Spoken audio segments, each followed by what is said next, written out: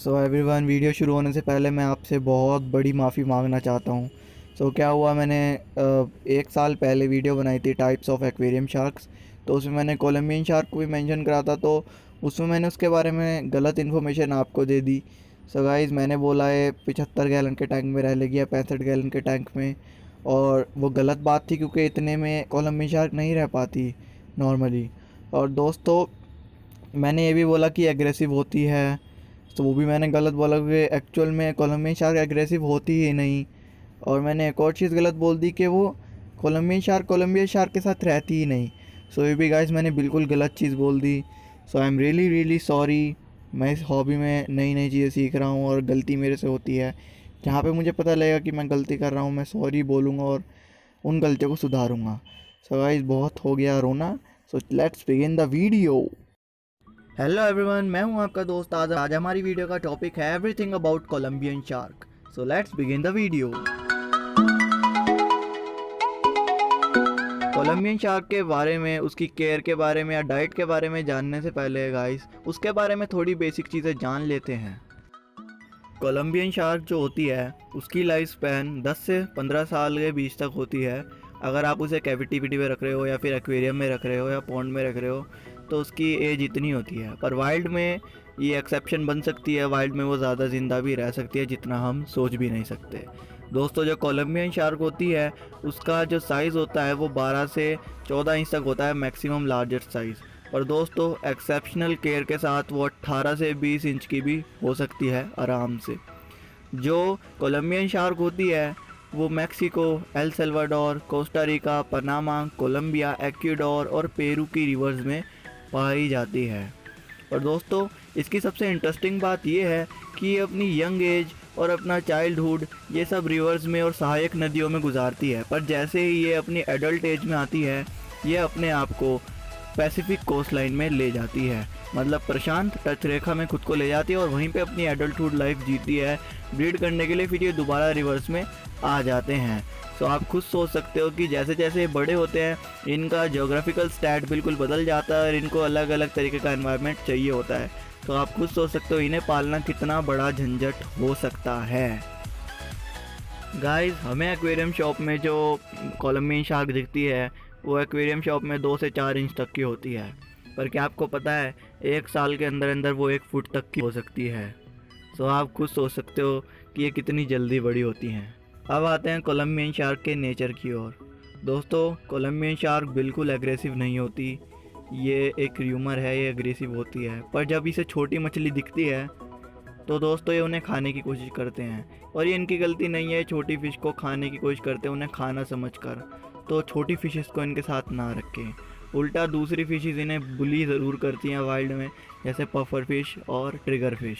दोस्तों, अब बात आती है कि कोलंबियन शार्क के लिए बेस्ट टैंक मेट्स कौन से हैं। मैं ये मानता हूँ कि कोलंबियन शार्क के लिए best tank mates Colombian shark ही है। इसे दूसरी स्पीशीज़ के साथ ना ही रखो तो सही रहेगा। अब दोस्तों, कुछ हॉबिस्ट और कुछ रिसर्चर्स वगैरह बोलते हैं कि क्या ये बातें करती हैं। एक्चुअली होता क्या है ना, ये क्लिकिंग और ग्राइंडिंग साउंड निकालती हैं, क्लिक क्लिक ऐसी आवाज़ें। अगर आपने पाली है तो आपको एक्सपीरियंस हुआ होगा कि कोलंबियन शार्क के एक्वेरियम से आवाज़ें आती हैं। ये कैसे होता है, इनके जो पेक्टोरल फिन्स होते हैं और जो इनके सॉकेट्स होते हैं, ये अपने पेक्टोरल फिन्स को और सॉकेट्स को रब करते हैं एक दूसरे से, उससे ये साउंड्स क्रिएट होती हैं। अब माना ये जाता है कि जब ये मर्की वाटर्स में होते हैं, गंदे वाटर में, गाढ़े पानी में या ब्लैकिश वाटर में, तो ये देख तो पाते नहीं। इससे है ना, ये अपने ग्रुप को एक साथ रखते हैं, ग्रुप में रखते हैं, संगठन में। और जो कभी कोई शिकारी हो, शिकारी का इन्हें कोई अंदाज़ा हो, तो ये शिकारी से बचने के लिए एक दूसरे को एक साथ रखते हैं और बचने की कोशिश करते हैं इससे। ये बिल्कुल वैसा ही है जैसे डॉल्फिन का एकोलोकेशन सिस्टम होता है, बहुत ज़्यादा कुछ डिफरेंट है नहीं। आप कह सकते हो कि ये बातें करती हैं और ये बहुत ज़्यादा इंटरेस्टिंग बात है। अब एक नेक्स्ट चीज़ आती है कि दोस्तों, क्या ये जहरीली होती हैं। जहरीली तो नहीं, जानलेवा तो नहीं, पर जी हाँ, सुन लीजिए, इनका जो पॉइंटेड डोर्सल स्पाइन होता है ना, वो वेनम प्रोड्यूसिंग ग्लैंड से जुड़ा हुआ होता है। अब क्या होता है ना, जब भी इन्हें ऐसा लगता है कि कोई इन पे हमला करने वाला है या फिर जब भी ये स्ट्रेस में होती है, तो ये उस डंक का यूज़ कर सकती हैं। जैसे आप एक्वेरियम साफ़ कर रहे हो, उसको निकाल रहे हो हाथ से, तो आपको वो डंक लग सकता है और उस डंक का सेम वही असर होगा जो मधुमक्खी के काटने पर होता है। ऐसा क्यों होता है मैं दोबारा बता देता हूँ। इनका जो पॉइंटेड डोर्सल स्पाइन होता है वो वेनम प्रोड्यूसिंग ग्लैंड से जुड़ा होता है। ऐसा इसलिए होता है, और आपको सेम वही दर्द महसूस होगा जो मधुमक्खी के काटने पे होता है। आपका वो शरीर का इससे हाथ लाल हो जाएगा जहाँ पे इसने डंक मारा है।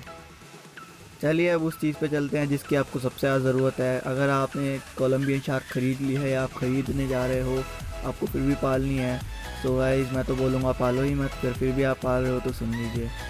ये आपको पता ही, ये फ्रेश वाटर्स में जन्म लेती हैं, वहीं रहती हैं अपनी यंग एज तक, और जैसी एडल्ट होती हैं ये खुद को पैसिफिक कोस्ट लाइन में ले जाती हैं, मतलब ये सॉल्ट वाटर में खुद को ले जाती हैं। सो आपके पास पैसा तो होना चाहिए और रिसोर्सेज भी होने चाहिए, आप थोड़े अमीर होने चाहिए हो, तभी आप इसको गाइस पाल सकते हो सही से, बाकी तो ये मर ही जाएगी, क्या जिएगी। सो आपको क्या करना है, स्टार्टिंग करनी है एक 65 गैलन के टैंक से, और एक कोलंबियन शार्क के लिए 65 गैलन का टैंक काफ़ी होता है, पर एक पालोगे तो वो स्ट्रेस से मर जाएगी, डिप्रेशन से मर जाएगी। सो मैं बोलूँगा स्मॉल ग्रुप पालिए, 3 कोलंबियन शार्क लाइए और उन्हें 100 गैलन के टैंक में रखिए। और मैं ये नहीं कहूँगा वो हमेशा उसी में ज़िंदा रह सकती हैं दोस्तों, उन्हें आपको टैंक को है ना समय समय पर बदलते रहना पड़ेगा, बड़ा टैंक आपको लाते रहना पड़ेगा। अब क्या होता है ना, जो कोलंबियन शार्क होती है उसे हाईली ऑक्सीजनेटेड वाटर चाहिए होता है, उसमें ऑक्सीजन की मात्रा बहुत ज़्यादा होनी चाहिए। सो आपको पावरफुल पंप चाहिए होगा, बड़ा वाला पंप जो सही सा अच्छे से पानी को ऑक्सीजनेट करे। और सबसे ज़्यादा ज़रूरी चीज़ होती है फ़िल्ट्रेशन। आपको बहुत ज़्यादा पावरफुल फ़िल्ट्रेशन चाहिए होगी, क्योंकि ये पानी को बहुत जल्दी गंदा करती हैं और ये गंदे पानी में बहुत ज़्यादा जल्दी बीमार पड़ जाती है, इन्हें डिजीज़ लग जाते हैं। तो आपको फ़िल्ट्रेशन बहुत अच्छी चाहिए इनकी। मैं आपको सजेस्ट करूँगा कैनिस्टर फ़िल्टर आप लगा सकते हो।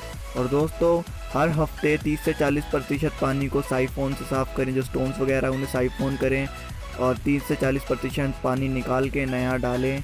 और इनके लिए जो परफेक्ट टेम्परेचर होता है वो है 75 डिग्री फ़ारेनहाइट से 80 डिग्री फ़ारेनहाइट। परफेक्ट पीएच इनके लिए है 6.8 से 8.0।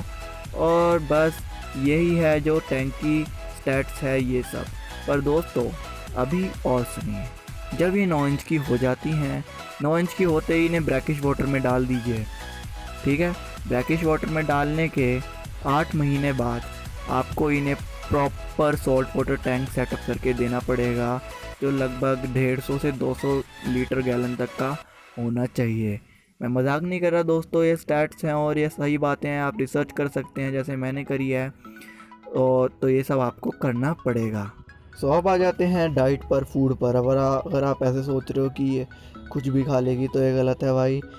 आपको सबसे बड़ी बात यह है कि पैलेट्स नहीं खिलाने, इन्हें दाना नहीं खिलाना जो आप अपनी मछली को 50-60 रुपये वाला खिलाते हो। इन्हें वो खाना खिलाना ही नहीं, इन्हें ड्राइड फूड खिलाना ही नहीं। इन्हें या तो फ्रोज़न फूड खिलाइए या तो लाइव फूड खिलाइए या मीट खिलाइए, इनके लिए वही प्रेफरेबल रहता है। मैं आपको प्रेफर करूँगा brine shrimp, ghost shrimp, blood worm, mussel, prawn, tubifex worm, tilapia के स्ट्रिप्स, और मैं यही चीज़ें आपको प्रेफर करूँगा, लाइव फीडिंग या फिर फ्रोज़न मील या फिर मीट। और दोस्तों इन्हें दिन में एक बार बड़ा खाना देना वो भी सही है, मतलब एक दिन में आप एक टाइम पे बहुत सारा दे रहे हो वो भी सही है। पर अगर आप छोटी छोटी मील दे रहे हो या दिन में 4 बार दे रहे हो छोटा छोटा थोड़ा थोड़ा, तो वो भी बिल्कुल सही है। ये आपके ऊपर डिपेंड कर रहा है कि आप क्या कर रहे हो और कैसे खाना दे रहे हो, कौन सा खाना दे रहे हो। गाइस अब आती है बहुत ज़्यादा मेन चीज़, वो है ब्रीडिंग।